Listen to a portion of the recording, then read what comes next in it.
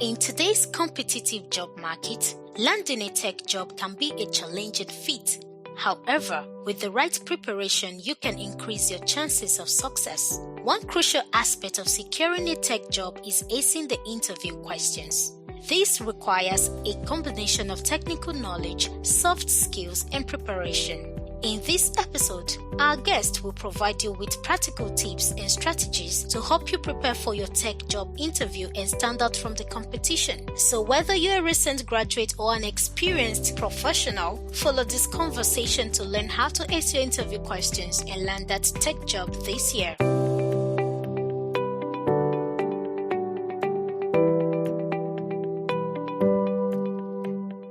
You're listening to The TechNet Show, your weekly dose of the latest tech stories, analysis, interviews, and opportunities in the world of tech. If you're a techie or an enthusiast looking to stay up to date, this is the show for you. Be a part of the conversation and stay connected to our tech community on Telegram at TechNet Show.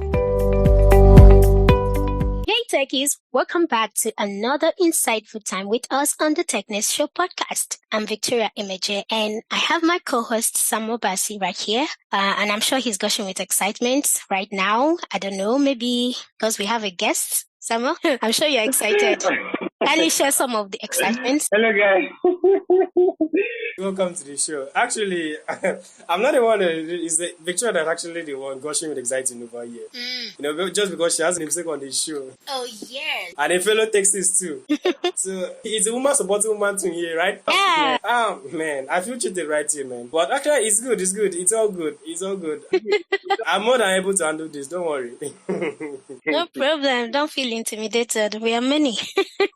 Okay. So we got you, right? So guys, as Sama rightly said, we have my namesake on the show for today's conversation, and I will introduce her right away. Our guest is an experienced HR assistant, office administrator, skilled data analyst, and amazing online business person. And she is also founder of Online Market Woman. And as the founder, she employs her deep knowledge of business and tech tools to help brands build an effective and successful structure for business elevation. She's a graduate of LAUTECH. For those who don't know, LAUTECH is Ladoke Akintola University of Technology here in Nigeria, where she studied pure and industrial chemistry. She currently works for Field Intelligence Incorporated. So techies, let's welcome our guest for today, Victoria Adejola. Come on, give it up. Someone, let me hear you clap. Let's have some applause as we welcome our guest. Yeah.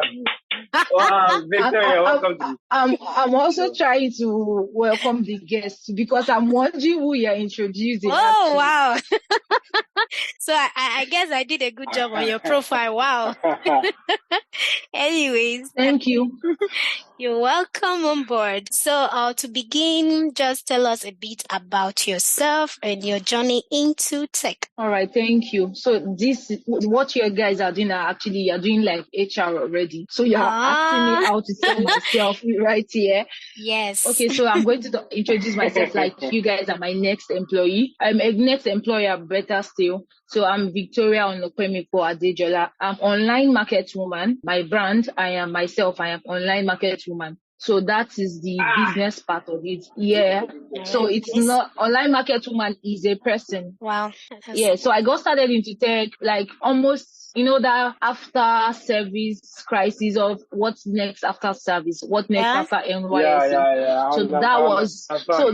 Yeah. So that was how I got started up into tech. And thank God for communities, because for everyone that wants to go on a journey based on your podcast, I heard how you have to work with people that are going to the same direction as you. Yeah. So that was how I got started into tech. For me to go to the next platform, I just have to figure out the people, the association where I am going to, the people that are going to where I want to be. And to God have his way, it keeps aligning. So one person is into tech, the other person is into tech, the next thing is into tech. So it's just, this psychology thing of when you want to buy a car and the particular car has been on your mind, then you keep seeing that particular car. It looks as if, no, that is what is reigning. For me, I love Benz. So for all all over the street of Abuja, I only see Benz. So that was how my journey into that was how my journey into tech started. Let me not say post service depression. So I started off as product management.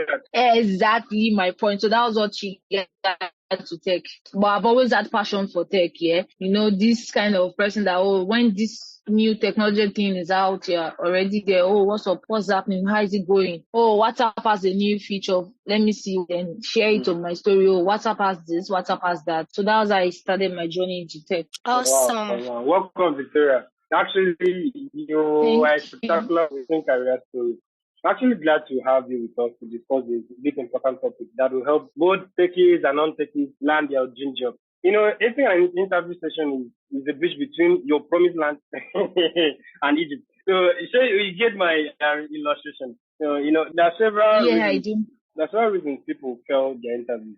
Some lack the appropriate information for success. For some, maybe because of their failure to understand, some things that they should have understood in the first place, or maybe they are actually not competent. I don't know. So I think the most common reason why people fail interviews. So in your opinion, why are some of the reasons people fail interviews? Why people fail interviews? Do you mean for non-tech people or both tech and tech people? Let's go for the techies right now. Okay, the tech is right now. Okay, there is this cliche that comes with tech bros and techies. They get to be nerd.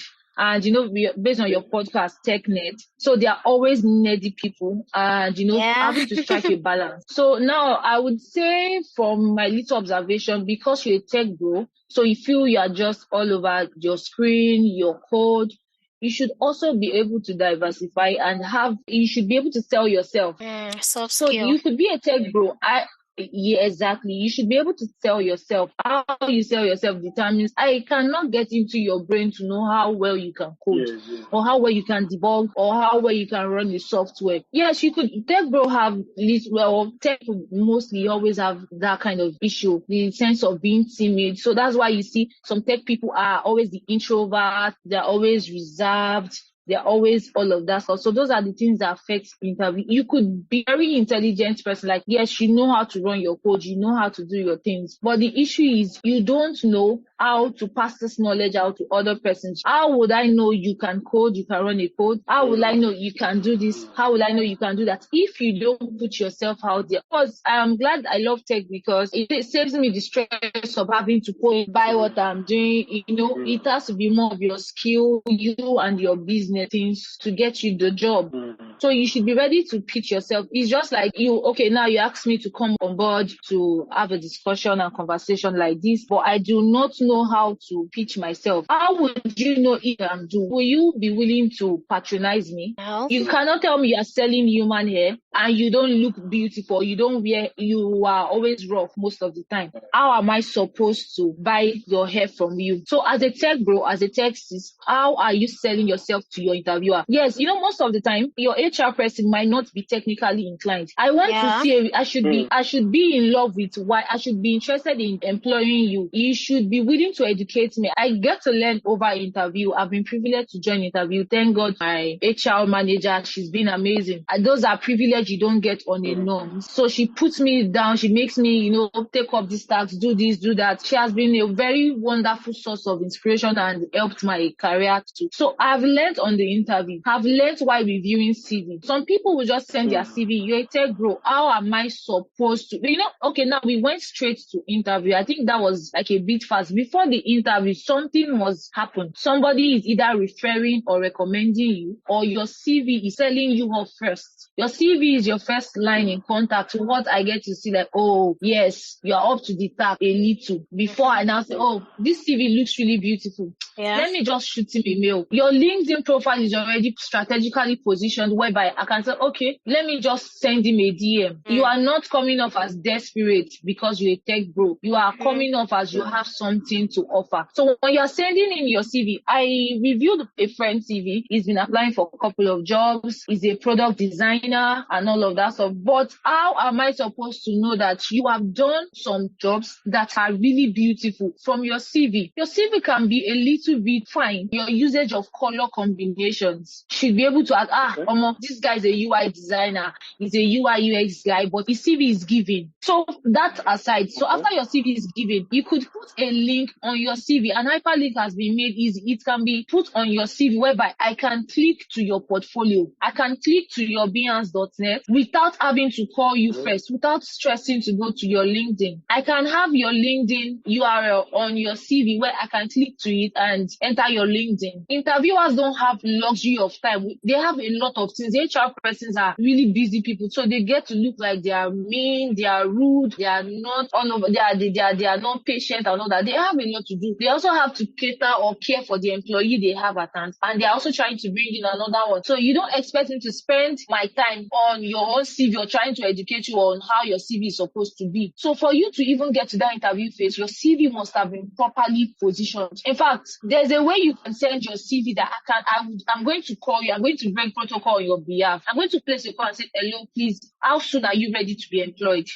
Because you have made your interview process fast. I hope I'm not leaving the face or leaving the question that you asked. No, you've made fantastic contributions so far, and you mentioned truly one of the major issues that people have and why they fail interviews, which is their communication abilities. And then you've mentioned something about their CV, some of them not including the links to their portfolio on the CV. And these are critical things to consider. So having mentioned that, can you now let us know, what are some of the best interview success strategies that techies can employ? I know you've already started answering that by talking about what they should do already, starting with the CV and their communication skills and ability to sell themselves and all that. So what are the best interview strategies that you think techies can work with, employ, and then scale an interview session? To scale the interview session, while during your interview,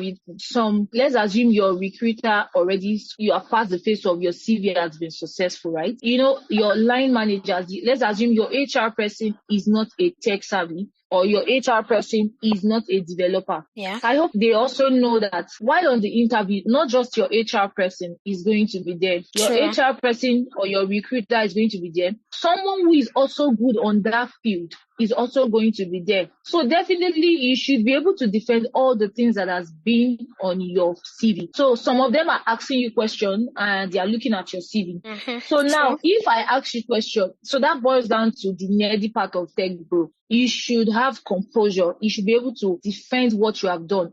They need to really work on the communication skills. That is why a good orator or a good communicator will get something faster than somebody that doesn't know how to communicate well, but is good and will learn on the job. That is the problem with overly smart people. Smart people have a problem of we always try to wait till a perfect time before we get to do something. And we always have this imposter syndrome. There's a difference between pride and self-esteem and having a good self-esteem or having to sell yourself. Yeah. So those things, so now you have to strike a balance between every point of that. So I always encourage tech people before they go for the interview, try to have an HR friend or a people's person that can actually run a dummy interview for you. Don't get familiar with the person. Honor the person. Let them explain to you, be ready. I'm going to cite a scenario of my friend. He's a very good data analyst. He is good with SQL. But you see this whole vibe of, it's an interview. So that's why HR allows you to get comfortable. There's this first syndrome of, I'm scared. I don't know how to do it. I don't know how to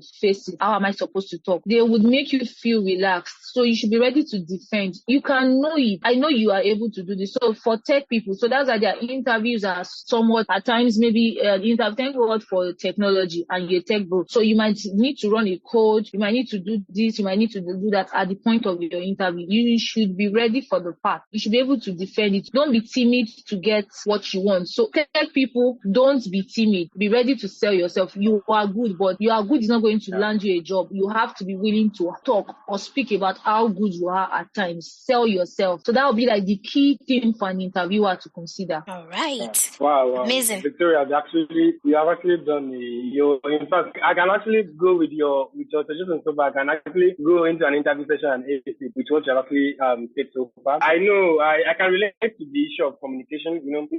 Most of the techies and most of our techies out there, they can't really deal with this communication issue. Most times this also shows even when they get into the job. But I feel this podcast and this particular episode will help them overcome this issue as it relates to their employability. Okay, so apart from that, what are the typical questions to expect from a company, from a tech company, and what are the basic ways that these questions can be answered?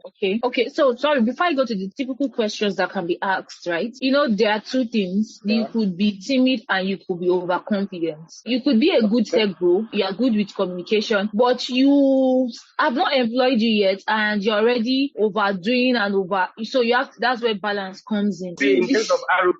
Yes, in place of arrogance. We also have that vibe from tech bros, so I hope you know that. Both tech bro and tech is, as much as some can be timid, some can be arrogant. Typical questions that could be asked are questions in line with your field. If to recruit a data analyst or a data scientist, maybe because I am into that field, I could easily ask you, which of the Excel functions do you love the most and why do you love it, or how effective or how has it made your life easy? Those are part of typical questions they could ask you on the interview. So if you are into JavaScript or you run a Python code, they would ask you a question in line with all of that. I only know all of these things based on the fact that I know other friends that are into JavaScript. So there are people that had to teach me that there's a difference between JavaScript and Java. Then some people they are good with CSS, HTML, C++, C#, and the way it is all listed. You can be good at or know everything, but you should be able to know the one that you focus on. Have a knowledge of everything. Field, right? Exactly, or the one that makes life easy. I don't expect you as a data scientist to tell me how good you are with. Yes, you should have a knowledge of JavaScript, have a knowledge of this, but I would be more focused at asking you a Python related question and a SQL related question. Your question for interview is going to be different from somebody who is a web developer. My question is going to be different from somebody who is a back-end focused. My question is going to be different from somebody who is front-end focused. So that is why an HR person might just know all of this, but the line manager or somebody who is a specialist in that field would be able to throw in more light into that question. So you should be able to answer question and defend everything that you think you know, that you have worked on, that can defend what you have done. Okay, I don't expect you to be, I'm recruiting you for a UI UX and I'm asking you questions on Figma, on Adobe, and you don't know. And I'm asking you, what do you think about the merging of Figma to Adobe? How do you think it helps them as a business? I don't expect you as a UI UX person not to tell me the implications why Figma is being sold to Adobe is going to affect your work rate. I expect you to be able to teach me or explain to me other means. Your line manager or somebody who is in charge of tech might know all of this. Everybody is interested in learning. Nobody is an island of knowledge. I should be able to have a conversation with you and I am being tutored. That means I see you as you are coming to add to my organization. Fantastic. Okay, so basically, if I understand clearly what you've said so far, is that techies, they need to know their onions, both technically and also as far as soft skill is concerned. And they also need to be up to date about trends in the field they are applying for. Just like you mentioned, Figma being bought by Adobe. Now, for someone who is not following news and trends, you may know how to design, I may not know that. I remember a typical example. A recruiter actually posted on LinkedIn that they refused to hire a candidate who seemed like the best as far as technical skills is concerned. He has an amazing portfolio, but they refused to employ him simply because of his communication ability. He wasn't able to fully, like you said, sell himself, defend what he has or on that CV and or on that portfolio. So I think basically this means that it's really the major issue. So apart from soft skill issue, and how about other things like people not being able to actually answer some behavioral questions, especially the one that has to do with time management? Because I know a lot of the tech industry is a fast-paced industry. People are always working and there are a lot of projects, there are a lot of work to do. So employers want to know if you can actually manage your time. Now, Now, and techies fail to actually explain or answer that question right. What do you think they can do about that as far as that question is concerned, time management? Yeah, thank you. If we are actually focusing on this thing we call tech, tech is not just for the name of tech because it is the latest in town or it is the trend. Everybody's doing tech. That's why you are doing tech. I hope they know that tech is technology. That means it is constant re-evolvement. Yes. You are constantly advancing on it. So I don't expect you to be a tech person has said, and you are not a knowledge hunter. You should have circle, influence, association. It speaks a whole lot. You should have somebody who is feeding you. You should have your timeline filled with people related to where you are going to. So it boils down to that. So for time management and behavioral pattern, it still boils down to don't be one-sided as a tech person. So there's this cliche of tech bros are dirty because they are always busy with work. They don't have time for themselves. And that's how you see taxis. They feel like, how can you be a taxis and you are looking beautiful? There's now a cliche with it. How can you, taxis are always wearing glasses. So, if you are not into tech, you almost feel like, oh, they are using it to show off. Yeah. But by the time on the job, and you know how you spend so much time on it, the works are so much that you lost time. For the time management, I am even just learning how to manage my time too. You can never be an island of time. Yeah. So a tech bro for behavioral question is alarm has to be your best friend. You have to utilize your alarm on your phone and a physical alarm. When you are setting up your workstation, alarm is a part of it. As much as you're buying a laptop, you're buying a magnifier or a TV to project whatever you're doing. That is why you see some tech bro are getting obese because they sit in one position and they burn quite a lot of energy. So they have to keep munching on something. They have to keep eating so they get obese. For someone like me that could be fat phobic, when I'm beginning to get obese, I feel like, oh, something is wrong. I'm not the hot banging girl I used to. I will look into the mirror. Do you understand? These are just scenarios. People should conscious effort of their mental health and their physical health. So this is going to help them knowing how to behave. Then communication boils down to teamwork. As a tech bro, you are not going to work alone. These codes would not work alone. These codes, that is why maybe my knowledge on product management before going to data science, then now I'm doing HR, is what has helped me to understand. A product manager cannot influence a decision. That means a product manager has to be wise, has to be able to manage relating to the stakeholders, to the investors. So you're a tech bro, you will not just sit down with code. I have to understand what is going on. Why is this not working? Okay. I don't know if you get me. Yeah. So you have to be intentional, and alarm has to be your best friend. You have to be intentional. You have to be ready for teamwork. That soft skill, like we said, it's a major thing. It's not just the hard skill, the ability to code, the ability to run tests, the ability to do this, the ability to relate and explain and express yourself that this code is not working because of this. The ability for other humans that are not into tech or code as you should know that, okay, these codes are garbage in, garbage out. There's a way they can have a block while they are coding, and you see just a semicolon or a colon is the reason why you will keep reloading and rebooting and trying to see why is this code not running after writing long lines of code. So those are the issues that come around it. All right. Fantastic. You really made you made nice points right there. Like what you hear so far? Make sure not to miss any of our episodes by subscribing to us now and joining our community on Telegram at t.me/technoshow. Now, back to the show. Okay, I'm trying to put myself in the shoe of someone that maybe I came into the industry or maybe I choose my own niche and, maybe, for instance, I'm a content creator, a content writer, or maybe technical writer also. And I've done maybe three to four internships. Maybe I've worked with few companies and I really want to settle and, start up a full, maybe as a junior writer or maybe as a full-time content creator or content lead in the team. But I've sent over 50 to 100 applications to different companies, and I don't know, no one has ever called me for an interview, And not that I've actually added my portfolio in my CV, and I've checked my CV, everything is okay. And I'll be forced to ask myself, where am I getting it wrong? Why is it that I've not been called for interview? I've sent over 100 or maybe more than 100 applications. So you as an HR, I'm coming to meet you now. Where am I? Where have I got? Let me just tell me what I've done wrong. Because okay, for the CV, at least my portfolio is on my CV. So at least I have 3 to 4 experience working with maybe 3 to 4. I've had experience working with 3 to 4 companies. Maybe one in an internship role, or the other ones maybe on contract. So why am I not hired? Why have I sent over 150 applications and no one is calling me even for an interview? Why? Okay. So do you want me to answer this question as an HR person? Yeah. I'm just that's. So I'm just putting myself so in that how shoe did you now. get So I'm coming. Okay. How did you get the previous interviews you got? How were you able to land the previous jobs you worked? Okay. Let me say for instance, because this is actually a hypothetical this just actually a scenario. So for instance, maybe the first one was an internship.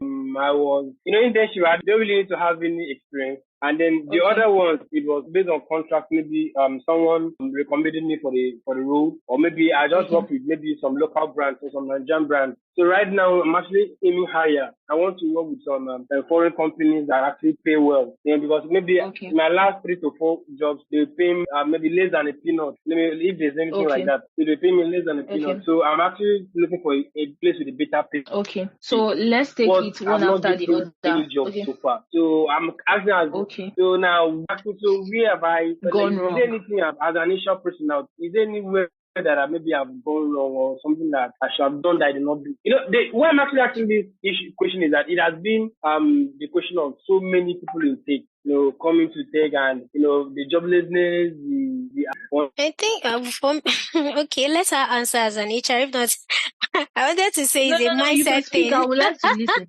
Mindset, okay. I wanted to say it's a mindset thing. People actually thinking that, this thing comes in so fast just because it's a blossoming industry. I think some people have the assumption that, okay, they can get results as fast as possible, especially youths. And this is not a get rich quick scheme, and it's not as simple as people make it look like, you get. And other factors may play a role in why some similarly qualified people are not getting hired, okay, from attitudes to presentation to other things. And but you are saying interview, right? So I don't know. As far as getting called up for an interview is concerned. You and I, Vicky, yeah? Vicky, you and I actually are in this industry. I actually understand that the reason most newbies, when they come into the industry, they feel, okay, maybe after 2 to 3 months, from the story that maybe they heard on Twitter or heard on LinkedIn, that maybe I started this after 4 months, I got a role. Exactly. There are lots of that. Foreign company, something like that. So that factor is actually, I'm not disputing that factor is actually there. You understand me? It doesn't just come on a platter of gold. You understand me? It's something that this role is what thousands and thousands of people are actually going after. So I know that one is. I'm actually trying to be sure. I'm putting myself in their shoe. I'm trying to be sure that, okay, keep the time factor aside or keep the competitive nature of the job aside. Is there anything that I may be doing wrong? You understand me? So that let me know that I understand your question. I'm actually getting that one right. So let me know just that, okay, the only thing that I'm actually not getting, the only thing that is actually in play here is just the competitive nature of the job, and maybe some other people that are actually more qualified than me. But I want to make sure that in terms of my HR, in terms of getting everything right in front of the HR, I've done it. Let it be that, okay, someone else came in and again, that one is actually okay. I just want to be sure that, okay. So Victoria will tell us what an HR expects from a candidate. All right. So go ahead. Thank you. I was able to figure out. I was taking notes as you were saying, because a lot of things come with this job. So now you mentioned mindset. I asked him a question. He said his previous job role were based on internship and recommendation. And internship, maybe because it didn't require much. I hope you know these days internship require a whole lot. You would see them tell you internship opportunity, but they tell you this level of experience, ability to do this, ability to do that. But I just thought you said internship. How many of you had such scenario? Yes, I've seen so many of. Yeah, I've seen those job descriptions. descriptions, actually. Even for internship opportunities, they are not looking for you. They don't want to start teaching you from the scratch. You should be able to have something. There's a saying I know of, make it easy for your helper to help you. You don't expect me to help you when you are going to stress me and I'm going to start all over from teaching you from the scratch. Even entry level role, you are required to have a particular level of knowledge. Your soft skill are pay attention to details, your time management. So there are some things that can be built upon your soft skill. There are hard skill you can build on your soft skill that would make you sustain whatever thing you get. So for the internship opportunity, you're trying to shoot more. The second one is recommendation. So now let's assume you've been applying this case study. Then recommendation, I always tell people, wait, your CV will just be aside the fact that your CV is important, your human person, you should be a working CV too. How do people perceive you? Yes, social media, everyone, we all catch crews, we post memes and every other stuff. So there is a way you can be perceived from your post. People don't have time to come to your house to learn your person, to understand the kind of vibe you are giving. So I think people have to start strategically positioning themselves and selling themselves and networking. Your network determines your net worth. It sounds like all these motivational quotes, but it really matters a lot. These jobs opportunities are limited. It's competitive. You don't expect that your interviewer is going to, you might not even need to speak for so long, or you might just be at home and be called because somebody knows you somewhere. Okay, let's cite an example how we got to join this podcast based on recommendation. I was not there when David spoke on my behalf, but you didn't have to spend eternity or spend so much time for you to say, shoot me a message and for me to, okay, let's jump on it in a very short notice. There are podcasts like this that is going to align you or teach you or make you. I was shocked when you were trying to teach about teenagers doing this and all that. What made me jump on this podcast or this call immediately? I felt like, imposter syndrome wanted to come in. I don't think I'm ready yet. I don't think I want to put myself out there. I had to not sit out and say, okay, association, I forwarded it to my friend. Before I forwarded it to my friend, my other people would have other things they are doing with their life. I have the decision to make first. Any other thing they are doing is a plus. Your message came in right. You went straight to the point. This is the beginning of a profitable relationship. But the fact that you composed the message, there was sarcasm, there was humor, there was bright emojis and white space. White space, I'm sure writers know that a lot. That is spaces. So when people listen to this podcast, they're like, what are white space? You can browse about it. White space is like, you didn't stress me to read through the message. As busy as I was and I had something going, I was eager to reply the message immediately, leaving the unattended messages. That is manner of approach. I tell people, I educate them on my TL. They be like, oh, Victoria, no, you're being mean. Oh, you're too serious. Oh, you're too firm. There is no time for hello, how are you? How is your day? Don't wait for me to say hello. How are you? How are you doing? How was your night? I don't have that time. My night is fine. Of course, it's good, except I'm romantically involved with you. You are my future partner. Or we have some form of relationship. Or you are my mother. Or even as my colleague at work, there's a limit to how you would ask me, how was your night? I will be like, what's up? What's happening? Some people have anxiety attack. They have panic attack. These things are real life. It's not like they're trying to find a name to these things. When you tell me, hello, how are you? Well, my name is Victoria Adejola from David. I'm like, okay, what else? What happened? Why did David share my number? I don't need to know you for two. Well, you have explained everything. It was easy for me I replied fast so that you know that, okay, I've gotten this message. Do you know, because of you was why I started posting back on my WhatsApp story. I've been off WhatsApp story for like 2 weeks because I didn't know how to take break. That is the tech thing. I didn't know how to take break. So I started treating ulcer. Ulcer boils down from stress. I was shocked. I'm a fit fan person, but it boils down from stress because I don't know how to rest. That is a weakness and it is bad. Most but people are like that. It's going. This is an interview question. They ask you, what are your weaknesses? You tell them. I remember I said I am hardworking and I put in my all into my job. But sometimes people will not get to abuse the fact that you're an hardworking person. Then you have to keep taking up all of the old tasks and all that. Yeah. Not knowing when to say say no and yes. So that's where balance comes in. So everything in life comes with balance. So I was able to answer it. So now let's go back to the question he asked. Why have I not been getting an interview? How do your network perceive you? Who is speaking on your behalf in your absence? Can I recommend you? I have friends that they know me, we are friends, we vibe. I have friends for different purposes. I have friends that while we are conversing, there is no opportunity on it. I'm sorry, I will not share you because I will not want you to embarrass me on the job. I have friends that I can close my eye and tell you that this person is going to do a good job. That is how it has been. Do you understand? So recommendation, that is where it comes in. That people should be intentional. Stop saying, I don't care what people think about me. I live my life. I'm free. Shut up. Shut up. If you don't do that, you don't post that on the TL. Yes, catch cruise. No, of course, I post memes a lot. How are you positioning yourself? I love Twitter because, yes, there can be a lot of critics, but it is a very intelligent place to be. You don't want to go and blow dramas. You don't want to give blunders. You don't want to embarrass yourself because they will drag you. So those are places. Go to places that would motivate you. Don't get intimidated by your association. Get motivated. Collaborate with them. Amazing fact.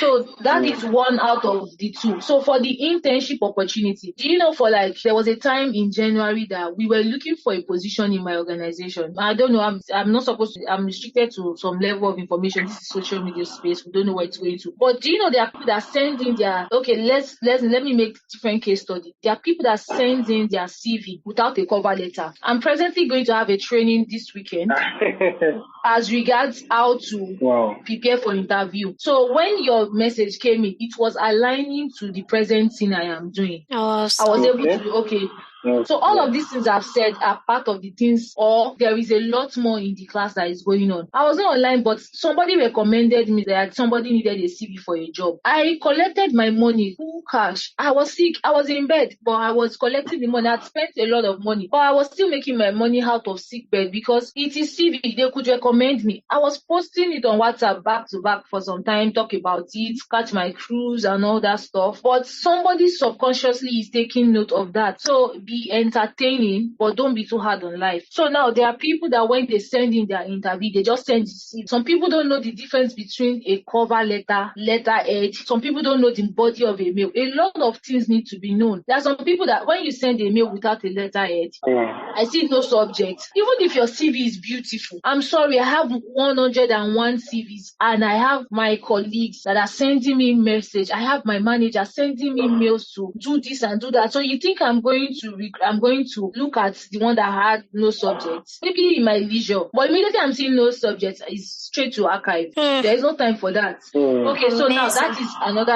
is another excuse. There are some people that, you've written a very amazing cover letter. Oh, I'm touched. In fact, if I can get your number, I will call you and buy you a cold drink. This is amazing. But do you know what they do? After sending it, they forget to put in their CV. They forget an attachment. That is the major reason why you send me a letter. So now you feel like your village people are here, especially for the religious ones like us. You feel like, I have prayed, I have sent CV, I have casted out, I have binded. Oh God. But little paying attention to details you never did. Anyone listening to this episode and is still having issues getting internship role or getting a permanent employment role in any tech company, the person the fault is on him. Not, I don't know, because you have actually trashed out all the issues that people might have, people are maybe not saying people are facing right now, or people saying, these are some points they overlooked. I think you have actually done justice to this topic, because at least most of the sorry. Okay, I'm sorry. I wanted to make one point because there are quite a lot, but I want to make sure I'm hitting the major points because if we didn't have all of these conversations, a lot of people will be shocked. So now let's assume on my there's a website for you to apply for a job, right? So now I'm looking for a product manager in supply chain. I'm looking for a technical product manager. I'm looking for a product manager in health sector. I'm looking for a product manager in another field. I'm looking for an associate product manager. Then you now send me a CV and say application for product manager. Which product manager do I know I want to employ? So am I the one that will now go through your CV and see if you are technically fit or you are supply chain inclined? Then some people, all in the name of the pressure and desperation to look for a work. You don't read job description. You don't don't read the job details. You just keep sending your CV.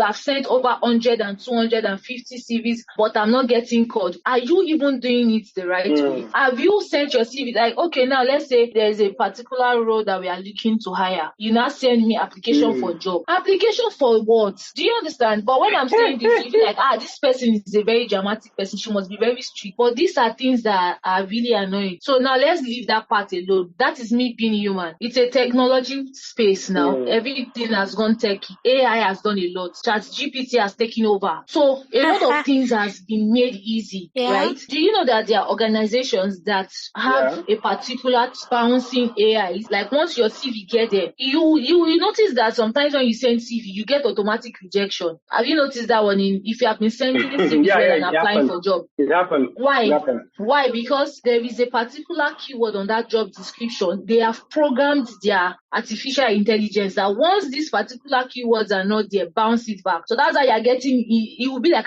these people don't even calm down. Do you think it's an HR that will sit down and type you rejection letter? They will never open it. I'm sorry. It will bounce back because the keyword you are using is not right. Some people will do Euro, because they feel there's Euro pass where you can put in your CV, then it's going to bounce back. Then it may be because you have passed the Euro pass. Then some people now put funny passports. I've seen CV where somebody put a full picture.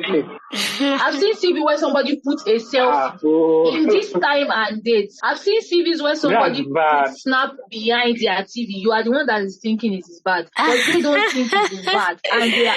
So you don't know what we see. Wow.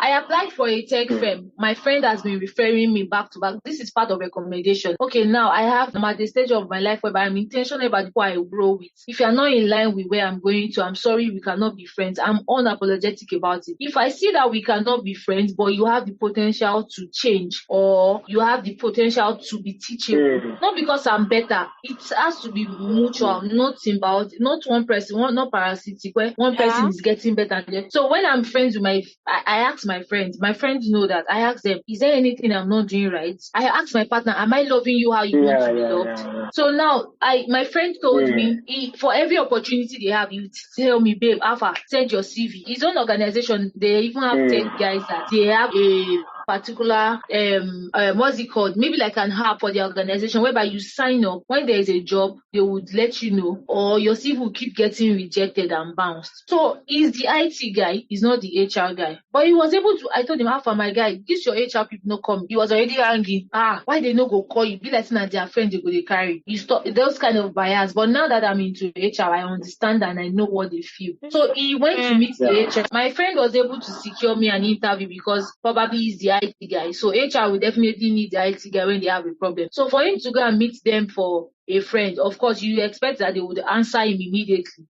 Those are the internal roles and recommendations I talk about. That's an amazing contribution. Okay, so far you've listed some of the common things that people would not have thought of as reasons why they don't get called for an interview, and it's a whole lot of unraveling, and this is insightful. So I don't know if someone has a final question, and if there's any more tip you think would do justice for anybody. No, I don't have any other question. All right. Okay. So I don't know, Victoria, if you have any other tip that will help techies to actually ace an interview session before we close the show for today. Actually, I think there are no parts that I might have not talked of or touched, but because it's not a conversation that can be embodied in this minute. But I'm going to leave keynotes that So I'm going to leave like a keynote for people that are saying they are techie, but they are not ready to be knowledge hunters. You can't be a tech person and you are not all over the place surfing for information. Yes, I know that coding takes a lot of time. In your rest, try to get updated. That is why AIs are taking over some people and Gen Zs are taking over, because Gen Zs they are ready to do. Then people, you should never get to a point whereby you have outgrown learning. Learning is in phases. You must constantly evolve. You must constantly learn. You must keep the right association even when you are not learning. You don't have to go to the internet or go everywhere to learn. I can just have a conversation with my friend today and I'm getting something new. Have the right association. It's boils down to WhatsApp. WhatsApp is the biggest social media, because the first thing people open these days after their devotion, that's if they even do devotion, is WhatsApp. Mute the ones that are not putting content that are relevant to where you want to be, because it is really competitive. So now, as a data analyst, so let me assume there is a job opening. 70% is going to go for internal role, maybe switching in between. Maybe you are currently a customer service and you want to move to product associate because it's almost in line. So that means that line is really slim that you get the job. Then me being a staff going to speak on behalf of, I know one candidate though. How far should I bring my candidate? So let's assume we have 30% that is left to the outside world. You have 1001 people you are fighting with that are better. Don't think you are even because there are 1001 people better than you. There are CVs I say, this person go fit admin.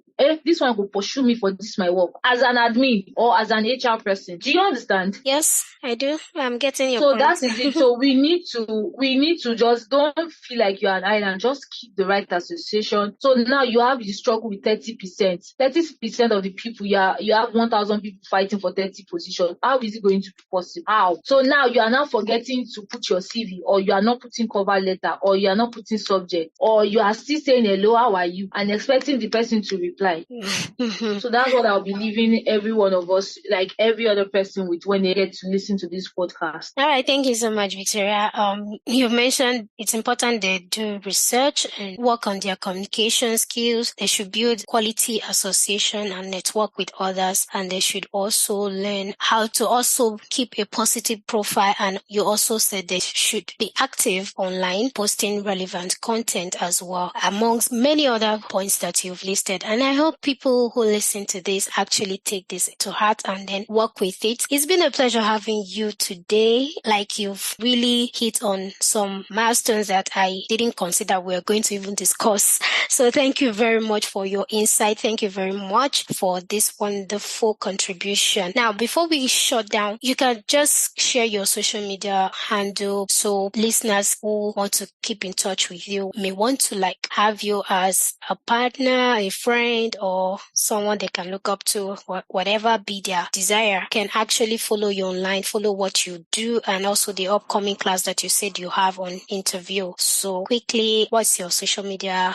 handle? Where can they follow you? Thank you so much. For my Instagram, online market woman. For anywhere, like any social media handle, you just put online market woman. But for my LinkedIn, it's just my name. All right. Onopemiko Victoria Adejola. But once you get to online market woman, you can always have access to every other thing, to my direct WhatsApp number, to my other business page. And please, when you are trying to reach out, try to go straight to the point. I am Victoria. I heard your voice from blah, blah, blah, blah, blah. So it makes it very easy for me to open the message and thank you. You are not a customer. You are not trying to buy something. Awesome. And if you get my WhatsApp number too, go straight to the point. Hi, Victoria. I love how you spoke. I would like to connect with you. Straight to the point. It's easy. So it makes it easy for us to connect from there.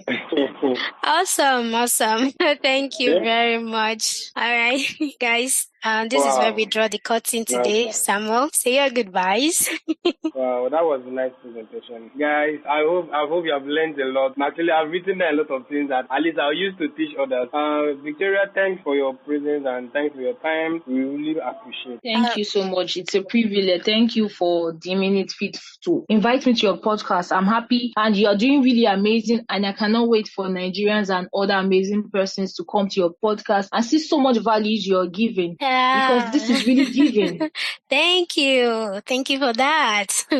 We look forward to that too. I look forward to your podcast going really global, and I'm happy to be here in your not little big, because you're already there. I had to drop a 5-star rating, and I hope you keep getting inspiration. Yeah, I did on Spotify. I did already. Trust me, you already have a lifelong customer. That is our customer service. Awesome. So we're grateful. So congratulations to you in advance when you get global. Victoria Adejola. Thank you. I'm a friend to her. I know you. Hi. My namesake is doing well. Samuel, I would like to connect with you after this. No problem. Thank you. All Really right. appreciate it. All right, guys. Follow us on our social media platform as always and leave your feedback on this particular topic. We'd like to hear back on what your thoughts are and also what you think of the topic and what your reaction is. All right, till next week. Catch you guys. Stay safe. Yeah, bye-bye. Bye.